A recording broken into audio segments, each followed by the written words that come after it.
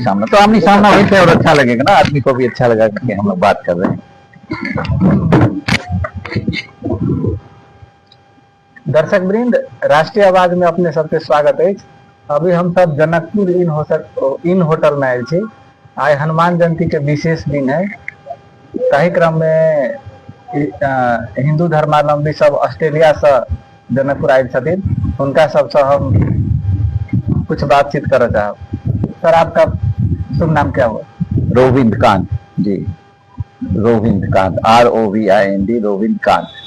अपना पूरा परिचय दीजिए। अच्छा, हम लोगों का परिचय जो है, ये हमारे बाप दादे जो है ना, वो भारत से कॉलोनियलिज्म जो बोलते हैं ना, कॉलोनियलिज्म में जो इंग्लैंड के आए थे गोरे, उठा के ले गए थे भारत से। हम तो अपने बाप दादा के जानते भी नहीं कहाँ से है, भारत से गए वो लोग, मेहनत किए, पीजी में गए, फिर वहां से ऑस्ट्रेलिया आ गए, हमारे बाप दादे इत्यादि सब, और साथ साथ में हमारे परिवारजन सब ऑस्ट्रेलिया में हैं। लेकिन जो जनकपुर है और जो अयोध्या है, हमारा वो हृदय है ना, इसके लिए हम लोग आते रहते हैं जी। ऑस्ट्रेलिया में हिंदू समाज का उपस्थिति कैसा है? ऑस्ट्रेलिया में हिंदू समाज का, हम माइनॉरिटी हैं, बहुत कम है हमारा, लेकिन जितना भी है आनंद है उसमें। जो आनंद है, अभी जैसे वर्ल्ड वॉर चल रहा है, सब जो चल रहा है उसके माध्यम से आदमी लोग देख रहे हैं कि जो सत्यता है, हमारा जो सनातनी धर्म है, उसका जो ताकत है, उसका जो उसमें संस्कृत समाया हुआ है, सब समाज के लोग इसका आनंद जानते हैं ना, क्योंकि हम बड़े शांत स्वभाव के धर्म वाले हैं। और जो हमारा गूढ़ता है, तो उससे बहुत कुछ हमारे में जो ताकत है बहुत ज्यादा है। भले हम कम अंश में, लेकिन काफी, अभी नेपाली के लोग भी बहुत आए हैं वहां पर, काफी बढ़ रहा है संख्या, और असिमिलेट अच्छा से हो रहे हैं। आज हनुमान जयंती है जी, जनकपुर के प्रति आकर्षण मन में कैसे उत्पन्न हुआ? ये तो राम जी जाने राम की बातें, सीता जी जाने उनकी बातें, वो जाने। हम लोगों का कुछ ऐसा प्लानिंग नहीं था कि बिल्कुल हम लोग हनुमान जयंती ये है हमारे जो राइट हैंड, जो हम दाहिना हाथ बोलते हैं ना, हमारे संसार भर में मैं गया हूँ। सऊदी अरेबिया जहाँ से मुस्लिम का खान है, वहां भी मैं काम किया हूँ, जगह जगह पे दुनिया भर में सोशल का ये सब किया हूँ। लेकिन ये बात मैं मानता हूँ कि राम जाने राम की बात, वो कराते हैं। ये आत्मा जो है परमात्मा का अंश है, वो कराते जो चाहते। तो उसके लिए कुछ ऐसा नहीं था नियम कि हम लोग एकदम हनुमान जयंती को करेंगे। कब हम जानते थे कि हनुमान जयंती है। रामनवमी पूरा मनाए अपने देश में, धूमधाम से अपना मंदिर भी है, खूब मनाए, काफी लोग आए, सब कुछ करके। ऐसा उस समय भी ध्यान नहीं है कि हम कहाँ रहेंगे हनुमान जयंती को, पता है कि जा रहे हैं। तो उनका प्रेरणा है, उनका ये देन है, उनका ये लगन है। हम तो आभारी मानते हैं आप लोगों का। मैं एक चौपाई बोल दूं कि तामस तनु कछु साधन नाही, प्रीति न पद सरोज मन माही, अब मोहि भा भरोस हनुमंता। विभीषण जी बोलते हैं हनुमान को कि बिनु हरि कृपा मिला ही नहीं संता, कि आप जैसे संत का मैं कृपा मानता हूँ, माता सीता का मैं कृपा मानता हूँ, राम जी का कृपा मानता हूँ कि ऐसे जनकपुर धाम में हम लोग हनुमान जयंती मना। और कब से, 3 महीना पहले से ये तय था, इसको बताया कि आप व्यवस्था करो कि भारत में या नेपाल में कहीं हम करेंगे सुंदरकांड। ये पता था, कहाँ होगा वो जाने। लेकिन मैं अपने आप को बहुत आभारी मानता हूँ, आप लोगों का कृतज्ञ हूँ कि ऐसे स्थान में आकर के आप लोग हमको बड़ा बना रहे। जैसे तुलसीदास बोल रहे थे ना, आप लोग बड़े बना रहे हो हमको, हम कुछ नहीं है, केवल भगवान का भक्त मानते हैं, बस वो कर रहे हैं, वो जाने कैसे हनुमान जयंती। हाँ, लेकिन हनुमान जयंती का बात बोला, मैं आ रहा हूँ उस पर, थोड़ा ज्यादा बात करने वाला हूँ कि हनुमान जयंती है, हनुमान जी का कृपा है, हनुमान जी का और सीता जी का जो प्यार है, जो अटूट संबंध है, बहुत कम लोग जानते हैं। लेकिन कुछ कुछ भक्त है वो जानते हैं इस बात को कि हनुमान जयंती का जो महत्व है।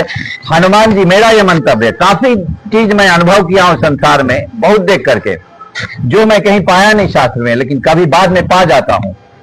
तो ये एक उदाहरण है। राम और सीता का जो जोड़ी है, केवल बेटा और उसका नहीं है, बहुत कुछ उनका संबंध है। वो हर साल मैं बता रहा हूं, कहीं प्रमाण नहीं पाया हूं कि हर साल हनुमान जी इस समय दुनिया को छोड़ करके, वैसे तो हनुमान एक रूप है भगवान का जो साक्षात है, वो तो आप सब जानते हैं, साधारण सी बात है, बेसिक, इट्स अ टोकन कि वो आज भी विद्यमान है।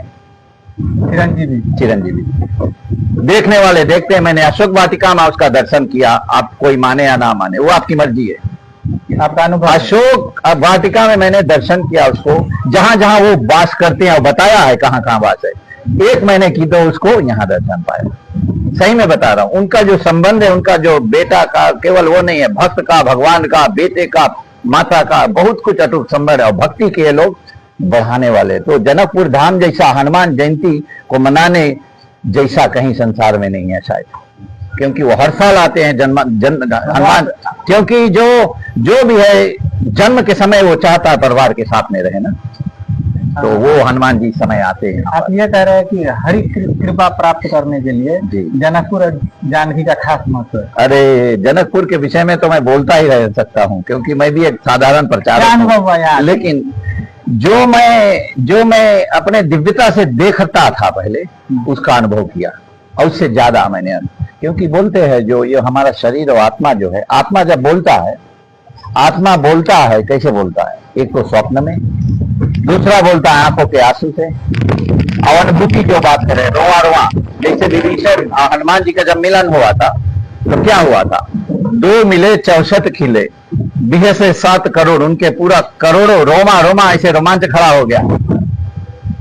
आत्मा को तो अध्यात्म में निर्गुण कहा गया है, तो फिर वो कैसे बोल सकता है, कैसे स्वप्न देख सकता है? अरे ये तो बड़ा अच्छी बात आपने पूछा है, कि जैसे वही बात हो गई ना, अभी एक सुंदर सा कार हो खरीद लो, $1 मिलियन का हो, 10 मिलियन का हो, खड़ा है कहीं ना, और उसमें ड्राइवर ना हो, और वही जगह आप दूसरा बात कर दो, ड्राइवर जब ना हो तो क्या होगा? कुछ नहीं होगा ना। तो आत्मा और शरीर का जो मिलन है, ये आत्मा और परमात्मा का जैसा जो मिलन है, ये तो केवल वही भक्त जान सकता है जो आत्मा अनुभूति करता है, उस पर ध्यान करता है। तो भक्त भगवान का जो मिलन है, यही आनंद है ना, आत्मा और परमात्मा का जैसा मिलन होता है। जी। सनातन संस्कृति के संरक्षण के लिए आप जनकपुर से सनातन धर्मावलंबियों को क्या संदेश देना चाहेंगे? मैं तो यही बोलूंगा कि जो है वो दिखता नहीं है, जो नहीं है उसके पीछे लोग भाग रहे हैं। जनकपुर के लिए ये बोल रहा हूं कि लुप्त हो गया है, क्योंकि मैं यहाँ आज से नहीं आ रहा हूं, मैं ये तीसरा बार है, हाँ ये तीसरा बार की जनकपुर आया हूं। वो जब उसकी मर्जी जब लाते वो कराते। अयोध्यापुरी धाम में 20 बार जा चुका हूं, तो जो है वो दिखता नहीं, जो नहीं है वो दिखता। जनकपुर का वही है कि जनकपुर में जो आनंद है, जो आएगा वही जान सकता है, और जिसको भगवान लाएगा वही जान सकता है। क्योंकि ये जो है माता जानकी जो है वो साक्षात लक्ष्मी, हालांकि कई लोग मानते हैं कि लक्ष्मी भी नहीं, उससे भी है पार ब्रह्म परमेश्वर है, जो अवतार ठीक नहीं होते हैं ना। तो बहुत आनंद का धाम है, बहुत अच्छा है जनकपुर जो है। इसका जो अनुभूति है, इसका तो इतिहास तो मालूम है, अष्टवक्र गीता से शुरू होता है, जो कि राजा जनक के गुरु जी थे, राजा जनक जी के गुरु थे, वो तो थे ही अष्टवक्र। तो सभा में जब लगा तो गाथा तो आप जानते ही हैं। गीता में आपका जैसे सनातन संस्कृति में श्रीमद् भागवत गीता हुआ, उसका भी अपना खास महत्व है। अष्टावक्र गीता श्रीमद् भागवत गीता से भिन्न कैसे? भिन्न बिल्कुल नहीं है, बिल्कुल नहीं, वो अपना समझ में है। जैसे आप जहां पे खड़े हो, एक बच्चे को छोटे पे क्या देना होता है? खिलौना।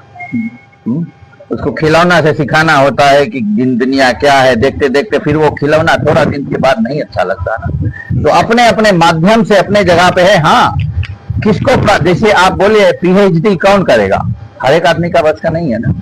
वो धीरे धीरे जाएगा, पहले करेगा अपना स्कूल करेगा, डिग्री करेगा, मास्टर्स करेगा, तब पीएचडी। तो अष्टवक्र जो गीता है, उसके जैसा गीता कहीं है ही नहीं दुनिया में। वो हम जैसा ऐसा संत बोल सकते हैं, वैसे तो संत नहीं महंत नहीं में कोई नहीं हो, लेकिन मैं बोल सकता हूँ। क्यों? क्योंकि दुनिया को देखते हुए, उसका अध्ययन करके उसको मैं समझ लिया हूं। क्योंकि राजा जनक को भी उसने 1 सेकंड में ज्ञान दे दिया था, 1 सेकंड में। क्यों?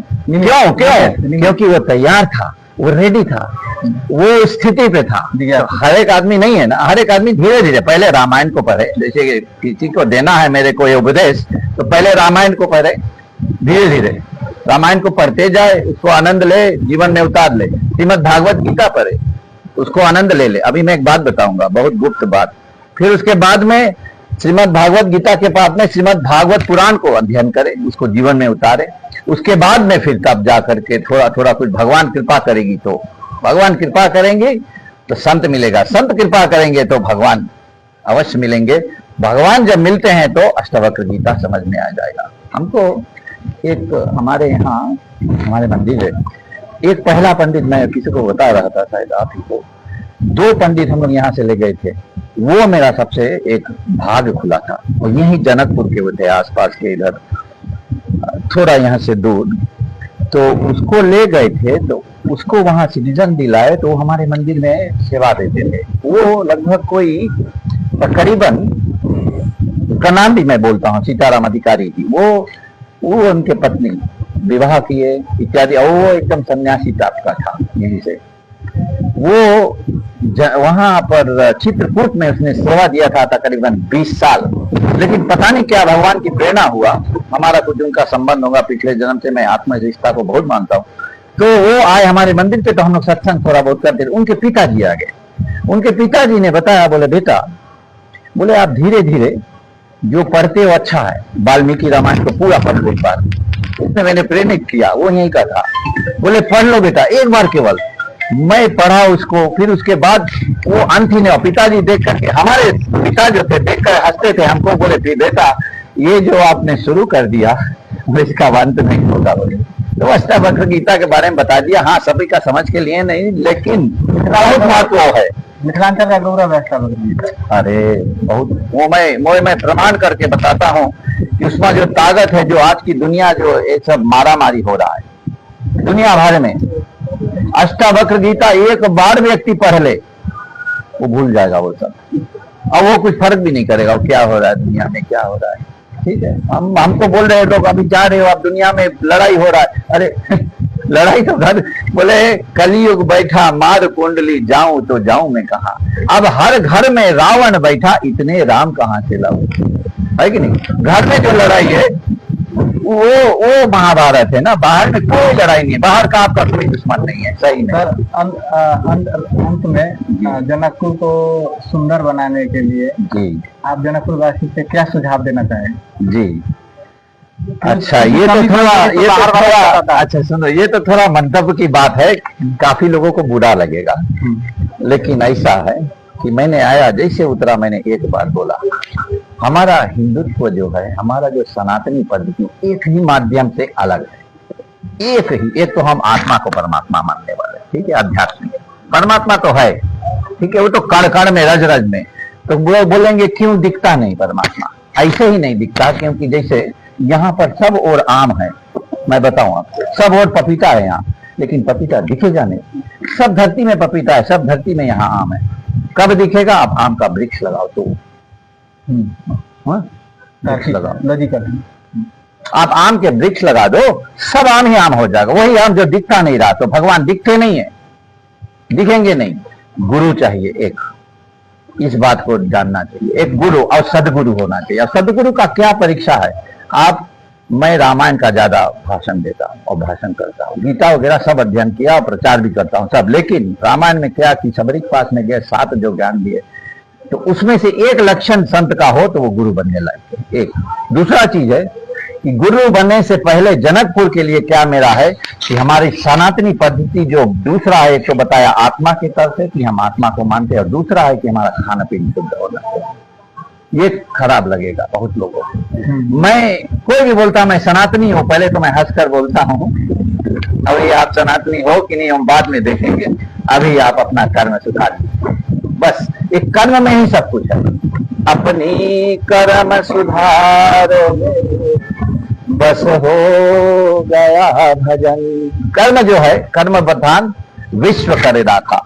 अपना कर्म, हम लोग कैसे भले बाप दादे इतने दुख को उठाए, हम लोगों ने जिस जन्म में, जिस मात्र में जन्म लिया है, उसी का हम लोग पालन करने वाले हैं। सर, राष्ट्रीयवाद को अपना महत्वपूर्ण समय दिया, आपको बहुत बहुत धन्यवाद। अरे धन्यवाद तो आप लोगों को, इस छोटे से भक्त को जो कुछ नहीं जानता उसको मौका दिए आप लोगों ने। आपका सरलता है सर, बहुत कुछ जानते हैं आप।